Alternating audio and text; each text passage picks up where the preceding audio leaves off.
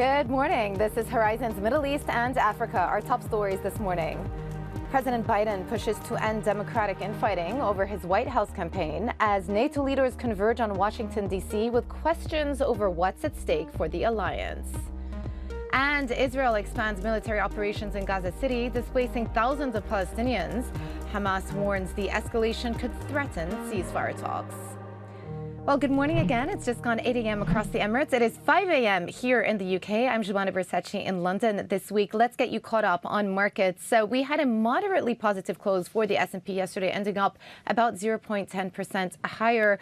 We are very much focusing on Powell's testimony today and tomorrow. And of course, a lot of participants are going to be focused on that CPI print to come out later this week as well. Will we get further disinflationary signs coming through in the U.S.? A big question mark for markets. September is now about 80% priced in for a 25 basis points cut. So that is one of the reasons why we're seeing some moderate moves lower in the yields. 10-year yield sitting at 4.28%, traded sideways yesterday, however. And then you can see Brent also in focus, sitting around $85, taking into consideration the likely impact that Hurricane Beryl might have on production of oil as it gets into or close to the Texas region. So something to bear in mind there. Let's take a quick look at how German-French spreads also performed into the close yesterday, because it was a day of a roller coaster ride. And you can see at the open, that spread did move about 4 basis points wider. By the end of the day, we traded 4 basis points tighter. And it does tell you that at least as far as markets are concerned, even though there are a lot of talks taking place about the potential government formation of the next government in France and what it's going to look like, names are going to be put forward. From markets perspective, some sense of normality did prevail yesterday. So by the end of the day, that spread was about 4 basis points tighter. But let's push on and take a look at how markets in Asia are faring as well. Avril Hong is in our Singapore studio. And Avril, what are you watching out for this morning? Good morning to you. Yeah, Giovanna, good morning. We're seeing a bit of a divergent play. Japanese equities are outperforming. The Nikkei is on another record. I think it's gained some 25% since the start of the year. Today, the big boosts are coming from the tech names, tracking the performance on Wall Street overnight. But the Chinese equities are the ones that are underperforming. You can pick your bearish signal, whether it's the uneven recovery or the geopolitics of it all. That's for the board, because it's not just the stock market that's getting hit in China. The bond markets just a day ago getting spooked by the PBOC introducing a new tool to kind of influence the short end rates. And today we're seeing a recovery of sorts on the 10-year at least, but we are also watching very closely to see what we get out of Powell. Don't forget, if there is any dovish signal, that could help some reprieve on these Asian currencies as well. Giovanna. Avril, thank you so much. And we're going to explore that theme a lot more throughout the course of this show. But for now, back to politics. President Joe Biden has sought to end Democratic infighting about his re-election campaign, writing to lawmakers in his party, saying he is, quote, firmly committed to staying in this race, to running this race to the end, and to beating Donald Trump. The embattled president also spoke to donors on Monday and made an unscheduled call-in appearance on MSNBC. It's not an option.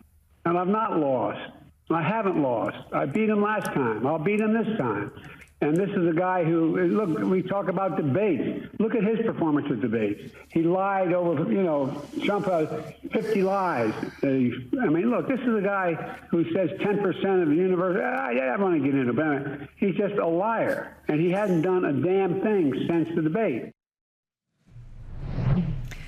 Well, for more, Bloomberg managing editor Derek Wallbank joins us now. Derek, just give us a sense on, the fighting talk that the president has come out with the last couple of days. It really feels like he's on a charm offensive, not just for donors, but also to convince the broader public that he is the person, the right person to lead the Democrats into the next election.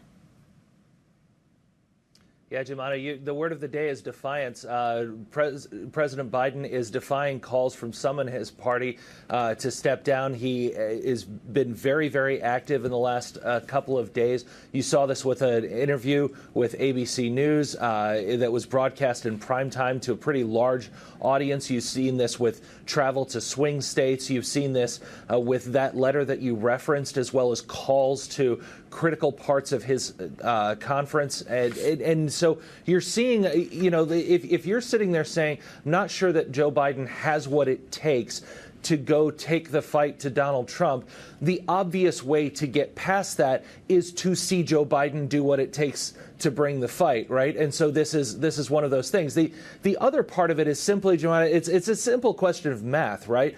Joe Biden has the delegates needed to become the presidential nominee. He is the incumbent president. He has a substantial war chest. And the decision about whether or not he is the nominee is basically Joe Biden's decision at this point. And he is making very, very clear that he has no intention of dropping out, no matter what many might grumble quietly and say that they might prefer. And it is notable to see some senior lawmakers like AOC, Ilhan Omar, are actually standing by him. But all this is happening around the NATO summit that's taking place in D.C. the next couple of days. And you've got to think that there are lots of internal domestic affairs that are also going to be creeping up. I mean, we were just talking about the follow-on from the French elections this past weekend. Clearly, Macron is going to be a bit diverted. We had, German Chancellor Olaf Scholz coming in a very diminished capacity as well after those European elections. And of course, President Biden. To what extent are domestic issues going to overshadow this NATO summit? Well, yeah, I think that's right. I mean, if there were a chance for the U.S. to step up a little bit in a NATO moment, this is certainly one of those. I would add on the European side, this is going to be Keir Starmer's debut as prime minister on an international stage like this. So there's a lot of things at play. And then obviously you have what's going to happen with Ukraine and the attacks against the hospital that, just recently. All sorts of things that are coming together. This is a major moment. And I think that this is a chance for Biden really to kind of step up on this stage, and if he's going to prove that he's got the ability to do it right now. But there's no question there's any number of things going on, and there's any number of questions about NATO and NATO's future. Remember, Donald Trump was somebody who, when in office, was suggesting to people that they needed to cough up extra money for defense or else, with various different or else scenarios there. I would expect Trump, as he's campaigning and if he wins, to continue pressing that idea that NATO members and Europe indeed need to do more in terms of mutual defense. So I do think that there is going to be some pressure here. And all of this, this is the year of elections, as we've long said. Arguably, the most important one is yet to come, and that one's going to be in critical focus as all of these leaders meet. Absolutely. And to your point, it will be the UK Prime Minister Keir Starmer's first visit abroad. Again, the UK Defence Minister pledging to push up UK spend to 2.5% of GDP. So again, in line with those NATO targets. Bloomberg Managing Editor Derek Wallbank. Let's push on and talk about some of the developments in the Middle East now. Israeli forces have reportedly advanced deeper into Gaza's largest city in pursuit of militants who they say had regrouped there. Thousands of Palestinians are now once again fleeing areas in the north the IDF said had been largely cleared months ago. Hamas is warning these latest raids and displacement of Palestinians could lead to the collapse of long-running ceasefire negotiations after the two sides appear to have made some progress in recent days.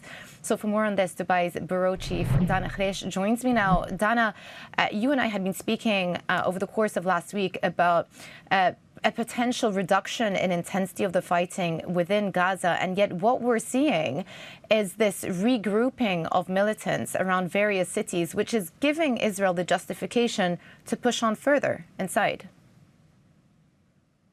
Good morning, Jumana. Yeah, what we're seeing now is that the Israeli army ordered several, of course, thousands of Palestinians to flee from Gaza City, several blocks in Gaza City, and that means these people are being displaced multiple times. They have makeshift tents, they just grab them, go somewhere else, sit, and wait for aid to arrive, which is already very scarce. So the situation, humanitarian-wise, is very, very dire. And we're seeing the Israeli army on and on again, going back to areas that, like you said, were largely cleared from Hamas militants, but we're seeing Hamas regrouping, and that's one of the main threats for such a military strategy there in Gaza, that you're going to see more and more Hamas regrouping, resurgence there, and fighting. And we saw the Islamic Jihad, the Hamas military wing actually saying that the fighting there is very intense. And then we saw Hamas saying this will actually threaten or risk the collapse of the ceasefire talks that have been going on for weeks now. And to that effect, Anna, we heard some more positive signs of the weekend that Hamas are now considering or are more open to getting the ceasefire deal across the line. What is the latest? What do we know about the details? So Hamas over the weekend dropped a condition that they have been sticking to for a while now, and that is that they are no longer asking for a ceasefire in the first phase of this agreement that President Biden had initially proposed.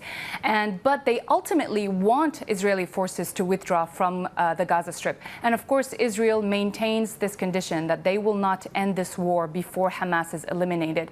But the dropping of this condition actually kind of made some headway in these negotiations, though they are still tough, as we saw from our original reporting this weekend as well. And Netanyahu yesterday, Prime Minister Netanyahu said and repeated that they won't end the war until Hamas is eliminated. Now, the fighting there in the Gaza City, as I said before, Hamas is saying that this will threaten to collapse those negotiations, and blaming the Prime Minister for any collapse of these negotiations, and saying that Israel, the IDF, and Prime Minister Netanyahu bear full responsibility if these negotiations fall down once again.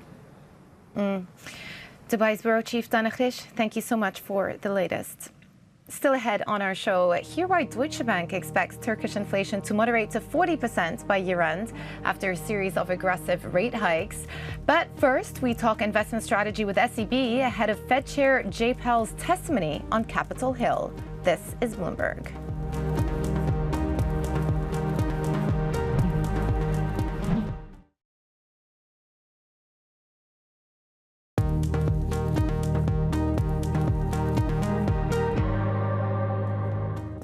Right now, I expect over the next 5 years, so much of what human investors and analysts can do can be better done with machine intelligence. And that's been a journey for me. I've been looking at this for, Bridgewater's built an expert system based on human intuition being translated into algorithms. That was Bridgewater Associates co-CIO Greg Jensen on the impact of AI in investing. And checking in on markets now, most Asian stocks are rallying following another record high for the S&P 500. Traders will be focused on Fed Chair Jerome Powell's testimony later today for guidance as markets price in 2 rate cuts for this year. So to talk more about markets, let's bring in Eugenia Victorino, Head of Asia Strategy at SEB, who joins us from Singapore. Good morning to you, Eugenia. We are going to be watching out for Powell's testimony over the next couple of days. You've got to think that post-NFP and some of the more disinflationary signals that have come through the last couple of weeks, that employment is going to be on investors' minds and also very much going to be a topic of conversation today. Yes, thank you for having me. Indeed, so we've already seen a preview of the dovish bias that Fed Chair Jay Powell had already introduced at Sintra. And looking at the totality of the data, it suggests that the disinflationary narrative is actually dominating. And that would allow the Fed, not only Powell, but the other speakers as well, to actually look more at the evolution of the labor market. And as it is, the unemployment rate is already a little bit higher than what the Fed had already anticipated. So I would expect that he would maintain a dovish stance on the Senate meeting. To what extent do you think the CPI number coming out this week is going to sway people's expectations of what happens come September? The market's sitting at around 20 basis points now. Well, indeed. So right now, we're already pricing in much more than what the Fed had originally guided. So having said that, it is very unlikely that you would be able to price in so much more than that. However, looking at the indicators of the CPI, it is quite likely that we would have a continued decline in the year-on-year numbers of the CPI, whereas the month-on-month is likely to get some pickup. But overall, the trend of the inflation is likely to go down from here. I want to turn your attention to a development that I've been tracking out of Asia, actually, the last couple of weeks, and perhaps hasn't got as much amplification over here in Europe and in the US, and that is the huge bond rally that we're seeing within Chinese bonds. And I wonder to what extent that is going to have knock-on effects on global fixed income markets, or whether, to your mind, it's more of a domestic issue that clearly the PBOC are trying to deal with at this point. Well, clearly, the bond rally is really just happening in China because the yields in China continue to go down, which is actually happening since December last year. And I don't think the PBOC is that fond of that trend because they've already indicated their intention to intervene and to limit the decline in the yields in Chinese government bonds. Having said that, the fundamentals in China is still very supportive of lower yields from here. So I would think that they would be able to cap, but unlikely to raise the 10-year yield beyond 2.5%. And what sort of impact are we seeing on, the Fed's decision-making on other central banks within the region? I know we've got some key central bank decisions coming up this week. A lot of people are watching out for New Zealand. They've been pretty hawkish. We also have a decision from South Korea, Malaysia. Do you expect those central banks to start turning more dovish now that the Fed seem to be turning in that direction as well? Well, New Zealand and Korea, they're a bit in different places. But the RBNZ has only one goal, and that is to reach the inflation target. So they would need to remain a hawkish bias, but it's unlikely that they would be able to deliver another hike from here.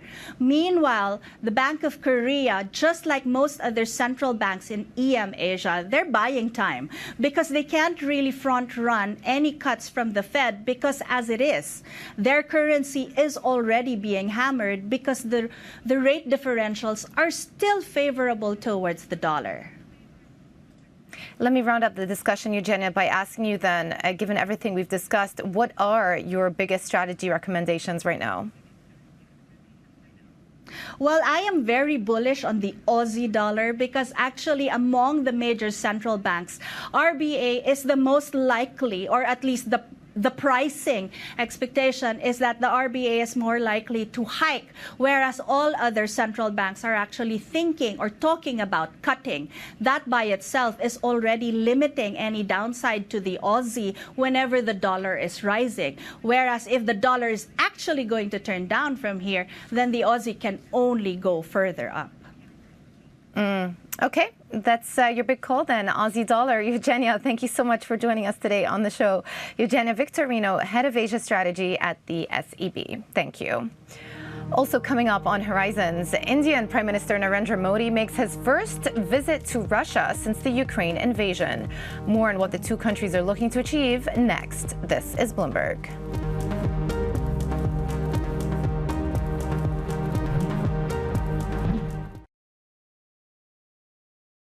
Jumpstart your trading day with 2 hours of single stock stories that are driving the opening bell action. We'll take you to Wall Street, Main Street, the C-suite, and beyond. Bloomberg Open Interest, weekdays at 9 a.m. Eastern, only on Bloomberg Television.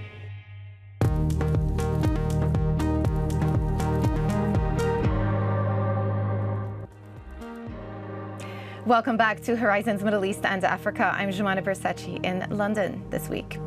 Bloomberg understands that Russia and India are likely to agree on a long-term uranium supply pact for nuclear power as Prime Minister Narendra Modi visits Moscow.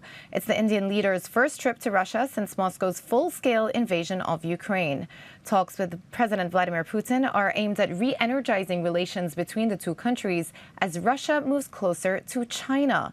So for more on this, Bloomberg's government reporter for India, Sudhi Ranjan Sen, joins us now from New Delhi. And this is the first visit that Narendra Modi is paying to Russia in 5 years. What is the ostensible focus of this visit?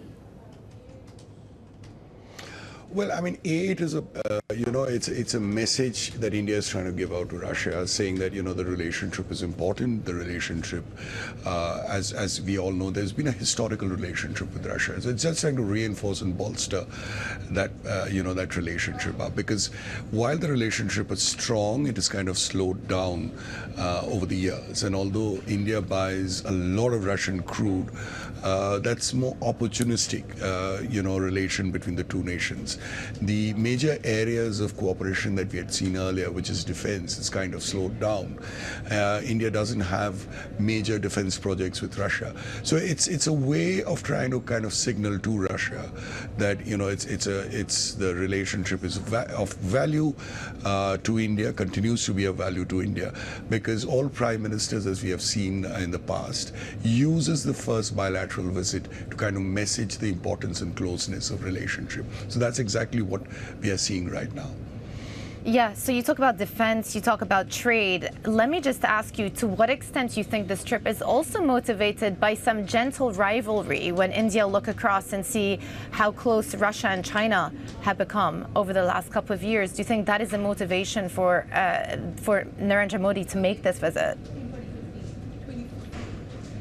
Well, I mean, that is definitely one of the, triggers, motivations behind the visit, because India-China relationship have kind of stalled, and it's at one of its worst in decades. And this starts 4 years ago after a bloody clash on the disputed Himalayan borders, and both sides have kind of moved troops, in thousands, and they continue to be there. Russia-China closeness cuts India off from Russian military hardware on which it is heavily dependent. So that is definitely one of the motivations, is to keep Russia close to India so that its military, in case there is hostilities, has the supplies and has the support that it needs. Yeah. Fascinating to see that Putin has been on this charm offensive around Asia as of late. Bloomberg's government reporter for India, Sudhi Ranjan Sen. Thank you for joining us. Now for a look at some of the other stories we're following this morning. Hungarian Prime Minister Viktor Orban has met with Chinese President Xi Jinping during an unannounced visit to Beijing. It followed a similar surprise trip to Moscow for talks with Vladimir Putin. Now, EU leaders have sought to distance themselves from Orban's shuttle diplomacy, which comes as Hungary takes over the bloc's rotating presidency. Orban heads to Washington this week for the NATO annual summit. Also coming up, inflation reprieve. Our next guest says he expects Turkey's CPI to fall to 40% by end of the year. More analysis next. This is Bloomberg.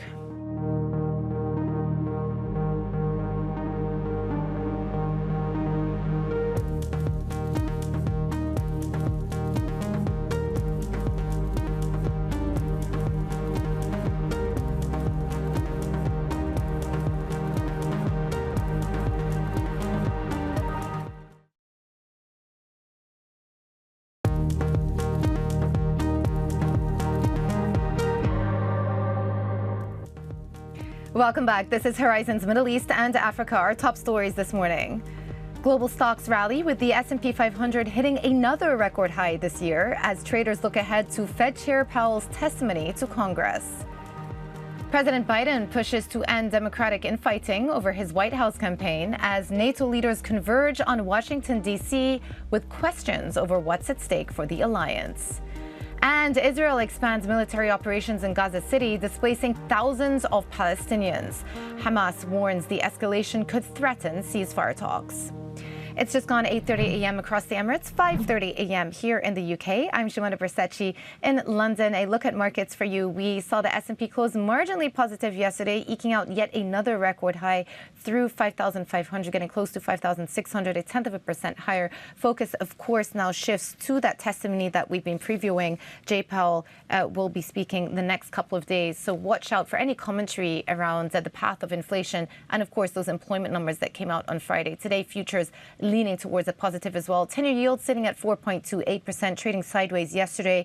20 basis points priced in for that September meeting. And then Brent sitting at around $85, a touch weaker today. A quick look at how that German-French spread traded throughout the course of yesterday. It was a bit of a roller coaster day. We opened up 4 basis points wider first thing, but then steadily started to tighten throughout the course of the day, ending 4 basis points tighter. So 8 basis points roller coaster ride throughout the course of the day, and does tell you that some semblance of stability has come back into that market despite the political instability that is prevailing and a lot of questions about what the future government of France is going to look like. But let's also check in on how markets in Asia are faring. Avril Hong is in our Singapore studio. Avril, what are you watching? Yeah, Jumana, we're seeing the Nikkei ticking ever higher. The climb you're seeing today, it's the biggest since March or April, I should say. And we're also watching out for the close on the Nikkei. It could be yet another record high today. It's fueled by the performance in the tech names, particularly the NVIDIA suppliers. And of course, we're going to be watching out for Powell's testimony that could fuel further gains in some of these tech-related stocks. And let's flip the board, because as we see this underperformance in Chinese equities, we're also watching very closely what we're seeing in the bond space. The rally underway there in recent weeks, months, has been something that Chinese authorities have been trying to get a hold on. And yesterday, the PBOC came through with a tweak of sorts when it said that it's going to add these repurchase operations. The takeaway for investors was, they really got spooked. So today, we're seeing a bit of a recovery, particularly if you take a look at the 1 year, where yesterday, I think it was a 7 basis point move. We are seeing a bit of a recovery on Chinese bonds for now. Jumana. Yeah, a big focus for Asian investors. Avril Hong in Singapore. Thank you. Well, moving over to the region, Bloomberg Intelligence sees Turkish inflation slide to continue over the summer following the aggressive rate hikes by the central bank. CPI eased in June for the first time in 8 months in a faster than expected slowdown from a May peak. Let's bring in Christian Wietoska, head of CEEMEA Local Markets Research at Deutsche Bank. Christian, good morning to you. Let me start off by asking you whether you believe that we have seen the peak now in Turkish inflation. Yeah, the peak is definitely there in Turkey. Inflation has come down slightly faster than we anticipated. We had the peak at 75%. The last print came in slightly below 72. And over the summer, we will see a significant slowdown in inflation due to the stable FX. And obviously also base effects from last year. So over the next few months, inflation should fall quickly towards 50% and hopefully with a stable currency towards 40% by the end of the year. Right. So you've got 40% end of year target. Do we get there in the absence of further interest rate hikes out of the central bank? Yes. So at this point in time, I think it's not needed to hike rates further. We have seen rate hikes from 8.5% to 50%, which was a remarkable tightening from the CBT. So we don't expect any further rate hikes. So it's rather the question around how long will rates stay at these levels. So I think that's the challenge, because to get inflation now down over the next few months is not actually the biggest challenge. We have these positive base effects. We have a slight slowdown in domestic demand. All that will help inflation to come down. The more tricky part will actually get inflation not just to 40%, but actually get it to 20% or into single digits, which is the target of the CBT. And for that, it requires a continuation of the current monetary policy stance to keep rates tight for longer and not start easing too soon. Yeah, and there's certainly no indication that they're looking to start easing anytime soon. So the justification is there from the monetary authorities. Christian, it feels as though Turkey has become one of the most favorite trades for international EM investors this year. What do you think could derail the appetite to get involved in some of these Turkish local markets? So, initially after the general election, the trade was in credit. We saw a turnaround in terms of the fiscal and monetary policy stance. Then it became a carry trade on the FX side. And now we believe with inflation, which has peaked and very attractive yield levels, that now it's a fixed income trade. We have seen around 8 billion of inflows since the local election just a couple of months back. And I think we believe this will continue going forward. But as always in Turkey, there are, of course, risks to this kind of constructive view that we have. If there's an early turnaround of the central bank, if there's a focus more on growth relative to inflation, because we know that domestic demand will slow, we know that growth will come down, and if is a pivot here from policy decision makers, then there is of course a risk to this trade. But at the moment, we are quite constructive that inflation can continue to fall and that the fixed income trade is one of our preferred trades within EM. Yeah, I mean, we're talking of levels of, 60%, 70% inflation. It's very difficult for the rest of the world to digest those numbers. And here we are in Europe, sort of, tinkering around 2%, 3%. But I guess, one of the signals that's coming out of the European continent is that around this level, CPI has proven to be stickier than the monetary authorities would like to see. So what sort of knock-on effect, if at all, is that going to have to Turkish markets?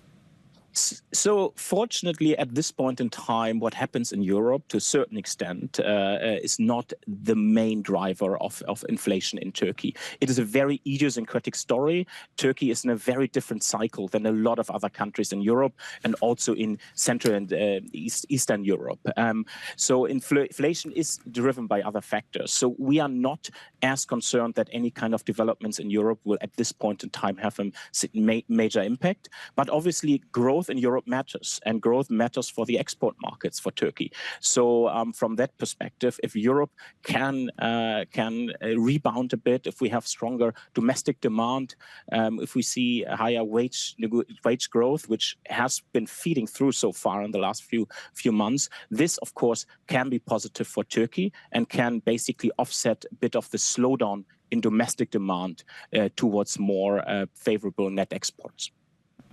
And when it comes to Europe, that headline figure is still sitting at 2.6%. The market is pricing in almost around 2 further rate cuts out of the ECB by the end of this year.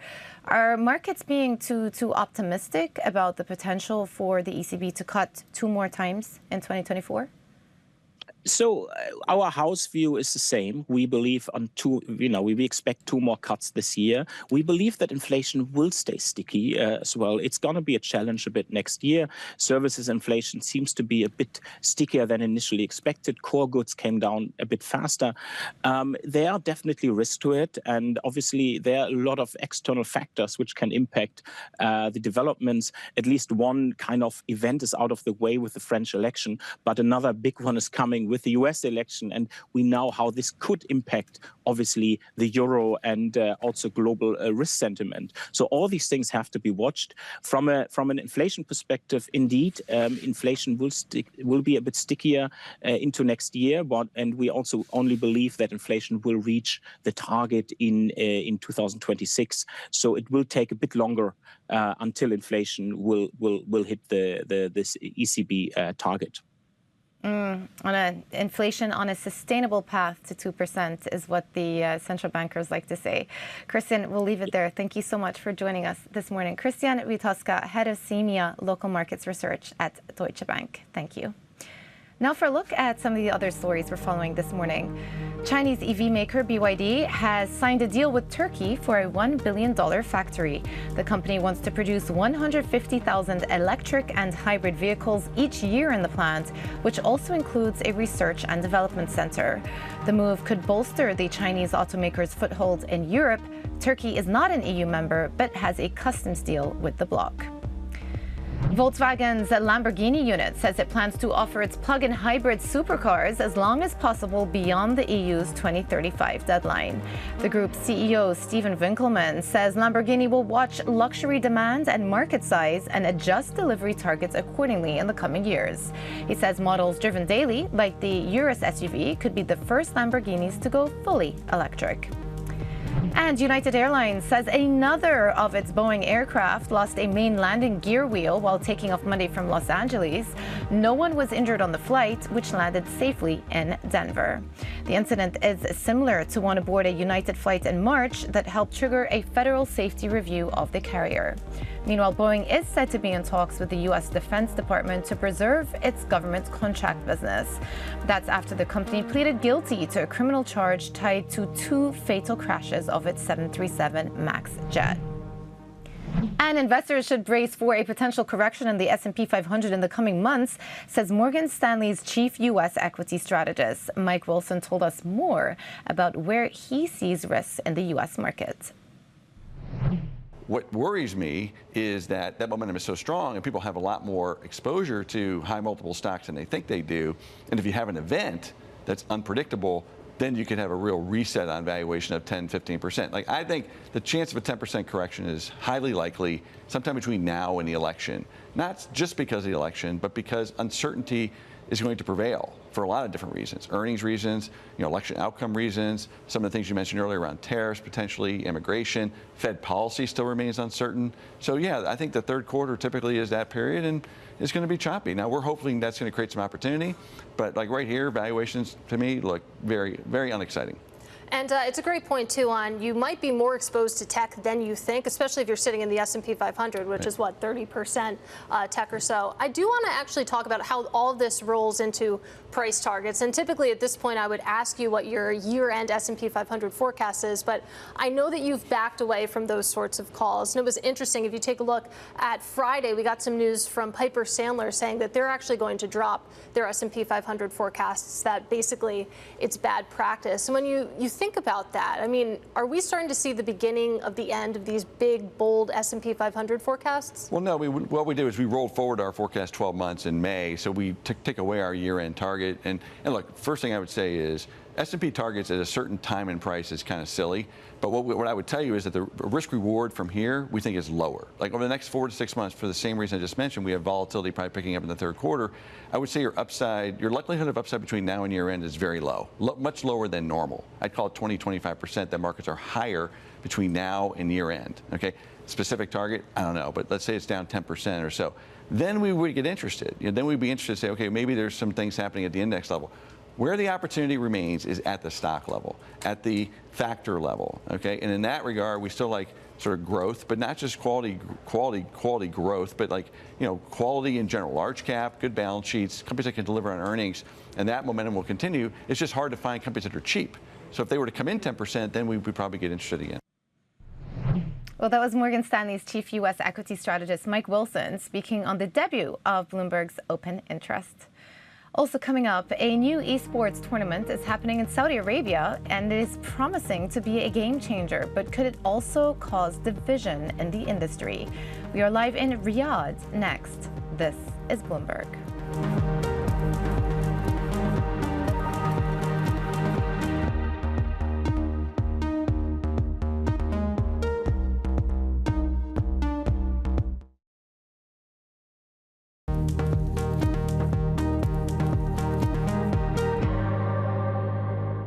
Welcome back to Horizons Middle East and Africa. I'm Eugenia Victorino in London.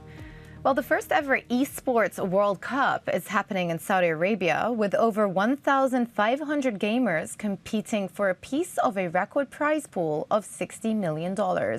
It's all part of Saudi Crown Prince Mohammed bin Salman's plan to turn Riyadh into a global gaming hub under his Vision 2030 economic agenda. So for more on this story, we're joined by Christine Burke, our Saudi bureau chief. Christine, tell us more about this event and how does it fit into Vision 2030? Esports doesn't typically come up when we talk about Vision 2030 and what the Crown Prince is trying to achieve. No, it doesn't. But as with most things Saudi Arabia is doing these days, it has gone big on the Esports World Cup. So this is an event that features 21 different game titles, and we'll see gamers from more than 100 nations competing over the course of 8 weeks. And let's talk about that record prize pool that you mentioned, $60 million. Just to put that into perspective a little bit, that is triple what professional golf players competed for in the PGA golf tournament in the month of May. And I think that really speaks to how close of an initiative esports are to the heart of Crown Prince Mohammed bin Salman. He himself is an avid gamer, and almost 70% of the Saudi population consider themselves to be gamers as well. So I think what the Crown Prince is trying to do here is really kind of tap into the passions of the people, if you will, while also serving his broader Vision 2030 agenda. So his goal specifically is to transform Saudi Arabia into a major esports hub. It wants the kingdom to host 250 gaming companies here by 2030 and and wants to see Saudi developers developing dozens of homegrown games. And all of that, in his mind, will lead to esports contributing more than $13 billion to GDP by 2030. Yeah, I mean, that's a sizable number. And you've got to think they're not just looking to attract the gaming companies and the gamers, but also brands, sponsorship. So let's talk about the economics of this. Is this push into esports something we expect to be continually profitable for the Saudis? We actually spoke to the Saudis last week directly on this issue, and we asked them that question, and the response from them was that there are plans in place to make esports, and specifically the Esports World Cup, profitable for the kingdom, but that those plans are longer term and that they are still very much being worked out. So I think it's clear that Saudi Arabia recognizes some of the challenges that are facing the esports industry, and it's willing to kind of play a bit of the longer term game here. I think the more prescient question is how important Saudi Arabia can become in the global esports arena. Already the Esports World Cup was shrouded in a little bit of controversy, particularly in the West. We saw some esports celebrities, some esports fan boycotting this event as they criticized Saudi Arabia for its lack of LGBTQ rights. So I think it's clear there will be challenges in turning a profit, and also it will be interesting to see if Saudi Arabia can overcome some of that backlash and turn this event into a success that means it carries more weight globally in the esports space. Yeah, I remember back at Qatar Economic Forum, I had a conversation with the Saudi tourism minister, and they reminded me that their goal was to host 150 million tourists by 2030. That's 10% of GDP. And today we're out with a story saying that they're doing something else to get there, and that is by turning royal palaces into luxury hotels. Tell us more about that. Yeah, this was a fun story to report on. I really did truly have a lot of fun. So there is a company here in Saudi Arabia called Boutique Group. They are wholly owned and funded by Saudi Arabia's sovereign wealth fund called the PIF. And what they are specifically doing is taking royal palaces that are located in Riyadh and in Jeddah and turning them into ultra luxury resorts. So essentially what they are trying to do is create a first of its kind experience for tourists that are visiting Saudi Arabia, where they can go to these royal palaces and feel what it was like to live like a Saudi royal. They'll also be immersed in Saudi culture while also getting this luxury experience. So the very first palace is called the Red Palace. It's set to open in 2025, at the end of 2025 to be exact, and it is located right here in the capital of Riyadh. Well, you know what? Hopefully our producers are listening, Christine, because, you know, I think we need to take Horizons on the road there. We've got to do a Horizons in the Palace for our next show. Christine Burke, our Saudi bureau chief. Also coming up on our show, shares in Turkey's biggest telecommunications operator, Turkcell, rose after reports suggested the country's sovereign wealth fund is considering selling its stake in the company. We also hear from Turkcell's CEO on the company's investment priorities going forwards. This is Bloomberg.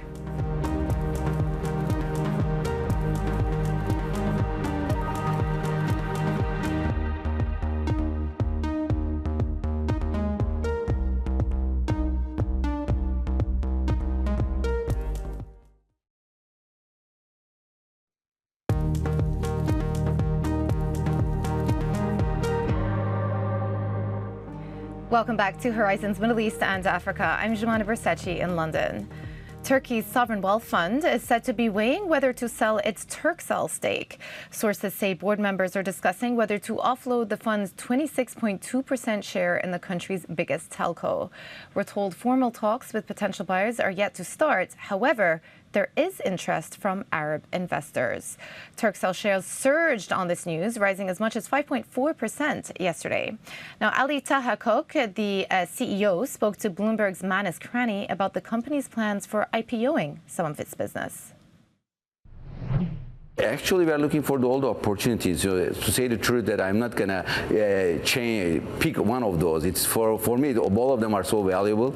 So I'm just gonna look into all the opportunities, because currently around the world, the fintech is just also can be a possible option. But also, tower business is also so profitable, and it can be another option as well. Do you think there's more appetite? If I look at the towers business, typically these will do better. They're much better cash generative, cash flow orientated businesses businesses. So in order of priority, you say you won't pick one particular child that you like the most, but can we expect you to pull the trigger on one of these deals this year? Markets are trading strongly, capital markets are strong. Are you tempted to go this year on one of the businesses? So again, we need to figure out the perfect timing. So the kind of the inflation rate is going down, and then there's a huge appetite about the investments. So we are looking for we are checking the waters, and then we are going to figure out the best time and the best price. For example, the same thing happened for our Ukraine business. We figured out that we have to get out of the Ukraine, so that's the reason that we sold it to our Ukraine branch. So that's the reason that we are looking for the opportunities.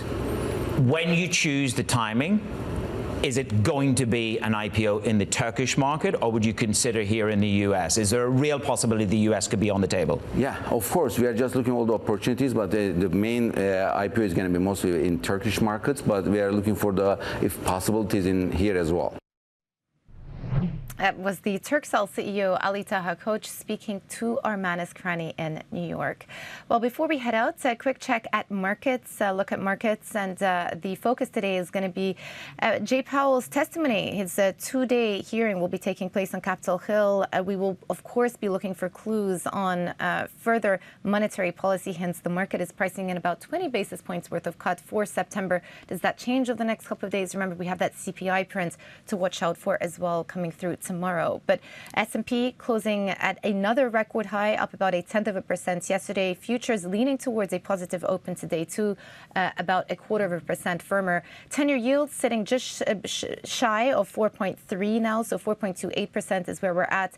And then Brent in focus, it had been steadily climbing higher over the course of the last couple of weeks, sitting at around $85. Not shown here, but yesterday European markets were focused on some of the stabilization that has come through on those French spreads, ending about 4 basis points tighter versus their German equivalents. And that is it for our show today. This was Horizons Middle East and Africa. I'm Jemana Versace in London. Stay with us for Daybreak Europe. This is Bloomberg.